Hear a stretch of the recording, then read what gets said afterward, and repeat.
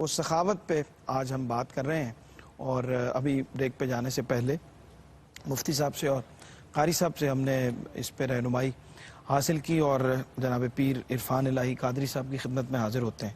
سخاوت موضوع ہے، قرآن و حدیث کی روشنی میں اس پہ روشنی ڈال دی گئی، گفتگو کر دی گئی۔ حضور کی سیرت کے حوالے سے اس کی اہمیت کیا بیان فرماتے ہیں؟ بسم اللہ الرحمن الرحیم۔ بہت شکریہ۔ نبی اکرم صلی اللہ علیہ وآلہ وسلم کا ارشاد علی شان ہے، سخی اللہ کے قریب ہوتا ہے، اور سخاوت جو ہے یہ ایک جنت کا درخت ہے جس کی شاخیں زمین تک پہنچی ہوئی ہیں، اور بخل بھی ایک جہنم کا درخت ہے، اس کی شاخیں زمین تک پہنچی ہوئی ہیں۔ اب جن لوگوں نے جو ہے وہ جنت کے درخت کو تھاما، ان کے اندر سخاوت کی جو صفت پائی جاتی ہے، اور اللہ تبارک و تعالیٰ کبھی بھی سخی کو اکیلا نہیں چھوڑتا، سخی کو عطا فرماتا ہے۔ سخی کے پاس مال ہو یا نہ ہو، ایک ہوتی ہے سخاوت، ایک ہوتا ہے جود، اور ایک ہوتا ہے ایثار۔ سخاوت یہ ہے کہ مال انسان کے پاس موجود ہو اور اس میں سے خرچ کرے اور کچھ بچا لیا جائے، صحیح۔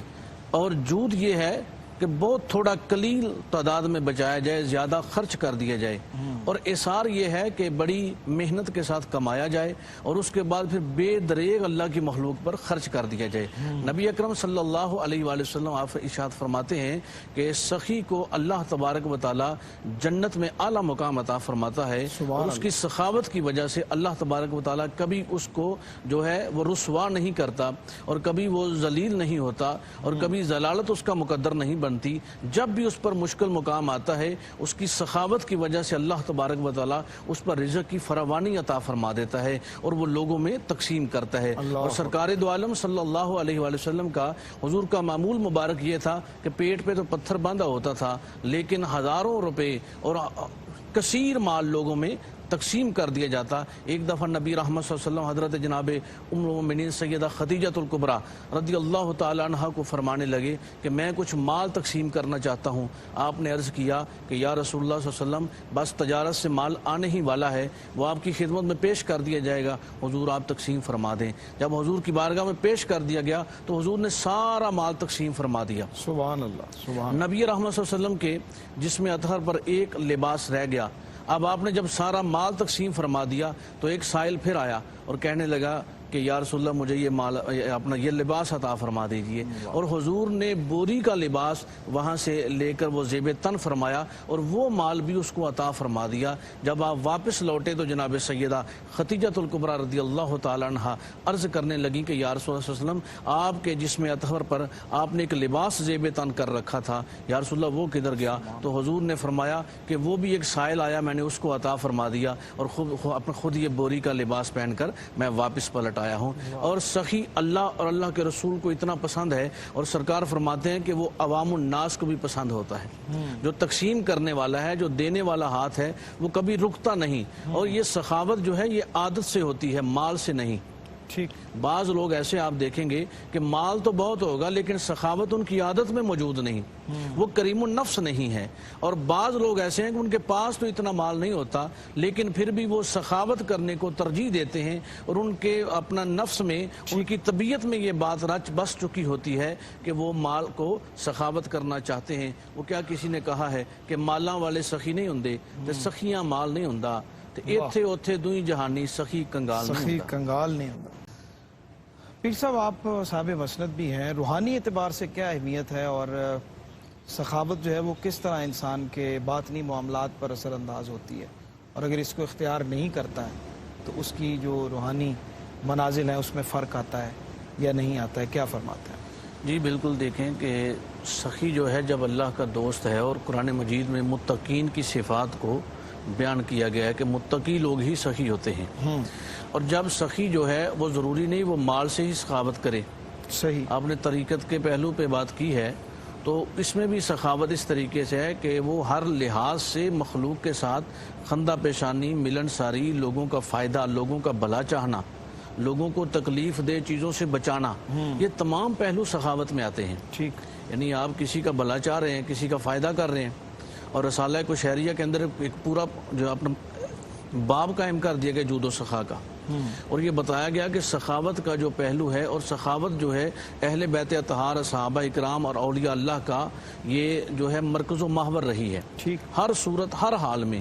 حضرت جناب سیدنا صدیق اکبر رضی اللہ تعالیٰ عنہ کی بارگاہ میں ایک سائل آتا ہے، وہ مقروض تھا، اور اس نے آ کر سوال کیا آپ کی بارگاہ میں، تو آپ نے اس کو بٹھایا اپنے گھر میں، اور بٹھانے کے بعد فرمایا کہ دیکھو 3 دن سے میں نے اناج کا دانہ نہیں کھایا، اور تم ایسے کرو کہ جناب عثمان غنی کے پاس چلے جاؤ۔ اللہ، جب وہ شخص جناب سیدنا عثمان غنی رضی اللہ تعالیٰ عنہ کے دروازے پہ جاتا ہے تو اندر سے آوازیں آ رہی ہیں۔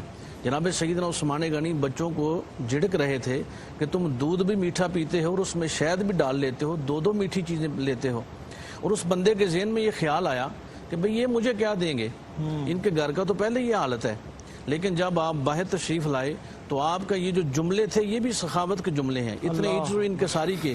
آپ نے فرمایا کہ بھئی میں کسی کام میں لگا ہوا تھا اور میرے باہر آنے میں تاخیر ہوئی ہے اور تمہیں میرا انتظار کرنا پڑا ہے، اب آؤ۔ جب آپ کو بٹھا لیا، اس مقروض کو اپنے کمرے کے اندر جا کر بٹھایا چٹائی پہ، تو اس نے سوال کیا۔ اس کے سوال سے پہلے سب سے پہلی بات کیا تھی؟ یہ آج بھی آستانوں پہ، درگاہوں پہ، خانقاہوں پہ جو دسترخوان لگتا ہے، یہ سخاوت کی سب سے بڑی مثال ہے۔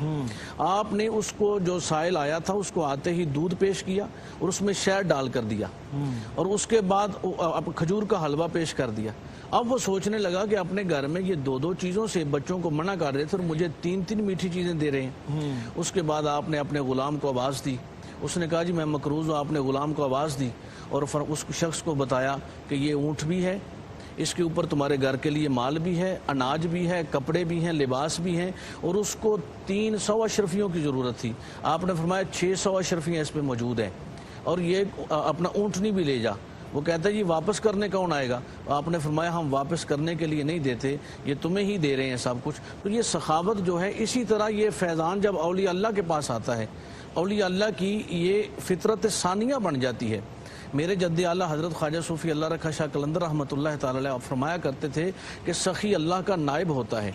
اور آپ یہ پنجابی کا ایک محاورہ وہ اکثر آپ بولا کرتے تھے، آپ فرماتے تھے پلے رزق نہیں بنتے پنچھی تے درویش، جنہ توکل رب تے خرچ انہاں نو ہمیش۔ یعنی جو اللہ کا ولی ہے، جو پارسا ہے، جو برگزیدہ ہے، وہ ہر حال میں اللہ کی مخلوق کو فائدہ دینے کی کوشش میں رہتا ہے۔ وہ مال سے بھی خرچ کرتا ہے، حسن اخلاق سے بھی خرچ کرتا ہے، وہ فیضان سے بھی خرچ کرتا ہے۔ اور یہی وجہ ہے کہ آج 1000 سال گزر جانے کے بعد حضور سیدی فیض عالم داتا گنج بخش علی حجویری رحمۃ اللہ تعالی علیہ کا گنبد آج بھی چمک رہا ہے۔ یہ ان کی سخاوت کا ہی درجہ ہے۔ سبحان اللہ، سبحان اللہ۔ سید کہ حضرت جناب حسن مجتبی شبیہ مصطفیٰ علیہ السلام کو حضرت اسامہ بن زید نے پیغام بھیجا کہ میں 60,000 کا مقروض ہوں، اور جا کر حضرت امام حسن سے بتائیے کہ حضور آپ کے نانا جان کا غلام ہے اور 60,000 کا مقروض ہے۔ جب آپ کو پیغام ملتا ہے تو آپ نے اس کو جا کر پوچھا، اپنا خادم نہیں بھیجا، آپ نے اپنے تھیلے میں وہ پیسے لیے 60,000 درم، اور اس کو کپڑے میں چھپا لیا۔ وہ چھپا کر لے جا کر آپ نے فرمایا کہ اسامہ یہ میرے پاس پیسے کل ہی آئے تھے اور مجھے تو ان کی ضرورت نہیں تھی، اور میں یہ سوچ رہا تھا کہ مجھے کیوں بھیجیں اللہ تبارک و تعالیٰ نے، یہ تمہاری ضرورت کے لیے بھیجے تھے۔ یعنی آپ کی یہ سخاوت کا یہ پہلو تھا۔ اور یہ آج سخاوت ہمارے معاشرتی پہلو میں، ہم جب سخاوت کرتے ہیں، مال تقسیم کرتے ہیں، لوگوں میں مال تقسیم ہوتا ہے تو ان لوگوں تک وہ مال پہنچتا ہے جو اس اہل ہیں، جو مستحق ہیں، جن کا چولہا نہیں جل رہا، اور ہمارا مال جب ان لوگوں تک پہنچتا ہے تو اللہ تبارک و تعالیٰ بھیجنے والے پہ راضی ہو جاتا ہے۔ کیا بات، سبحان اللہ، سبحان اللہ۔